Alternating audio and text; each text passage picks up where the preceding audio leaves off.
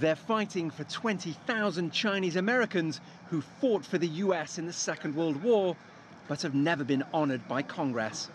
The World War II veterans have always been considered America's greatest generation, but it's basically white. The advance on the Jap-held monastery for a final mop-up. Chinese American troops served with other Asian minorities all over the world, including Japan and the Philippines. Filipino and Japanese American veterans received a Congressional Gold Medal, the highest civilian honor in the US. But not Chinese Americans, who'd been denied civil rights under so-called exclusion laws before the war. Nearly half who signed up for service were undocumented migrants. The campaign to honor Chinese American war veterans within their lifetime is a race against time, because it's estimated there are only up to 1,000 of them still alive. William Chen was the first Chinese American to become a two-star Major General in the US Army.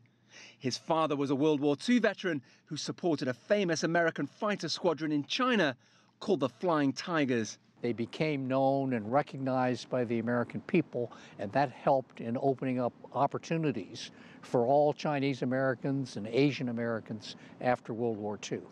These campaigners ultimately hope their efforts will change perceptions about Asian Americans, as well as answering key questions about their ancestors.